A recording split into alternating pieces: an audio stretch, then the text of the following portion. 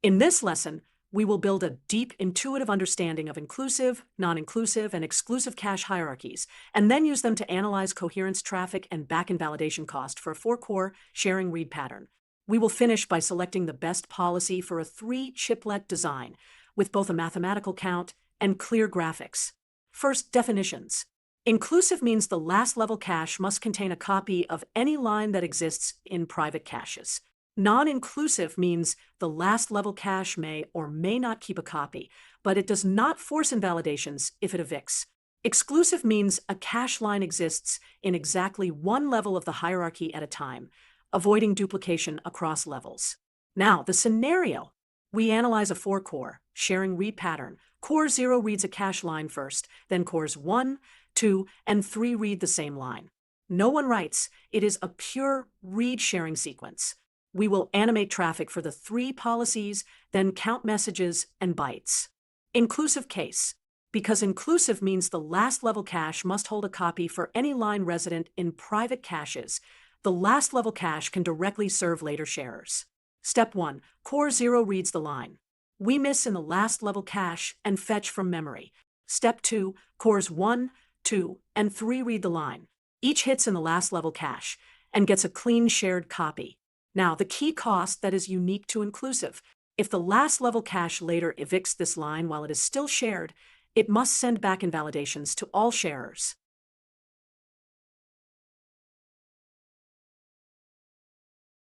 Let us quantify the inclusive case for 4 sharers and a 64-byte line. Data bytes. 1 line from memory to the last level cache plus 4 line transfers from the last level cache to the 4 cores equals 5 lines or 320 bytes on data paths, not counting L1 fills. Control messages. 4 get shared requests and 4 data responses. Back invalidation cost on a later last level cache eviction, while 4 sharers exist. For invalidates and 4 acknowledgements, 8 control messages. Non inclusive case. Reads look the same as inclusive when the last level cache decides to keep a copy. The first read misses to memory, and later reads hit in the last level cache and get shared copies. The important difference is what happens on last level cache eviction later on. The last level cache can drop its copy without forcing invalidations in the private caches, so there is no back invalidation cost. Quantitatively for non-inclusive, with 4 sharers and a 64-byte line, the read traffic is the same as inclusive if the last level cache keeps a copy. Data bytes equal 5 lines, or 320 bytes. Control messages equal 4, get shared plus 4 responses. Back invalidation cost on a later last level cache eviction is 0 messages. Exclusive case. The last level cache does not keep a duplicate when a private cache holds the line. So, the first read goes to memory and lands in the private cache. When other cores read, the directory forwards their requests to a current sharer, and we use cache-to-cache transfer for the data. Because the last level cache is not storing the line, there is no back invalidation on an LLC eviction. Quantitatively for exclusive with 4 sharers and a 64-byte line. Data bytes. 1 line from memory to the first reader, then 3 cache-to-cache transfers, so 4 lines or 256 bytes total. Control messages. 1 gets shared to the directory for each reader, plus 3 forwards. Back invalidation on last level cache eviction is 0 messages, since the last level cache does not hold the line. Summarizing the 4-core sharing read pattern.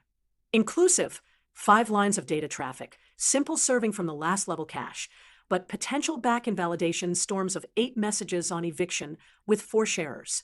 Non-inclusive, same read path as inclusive if the last level cache keeps a copy, but 0 back invalidation cost on eviction.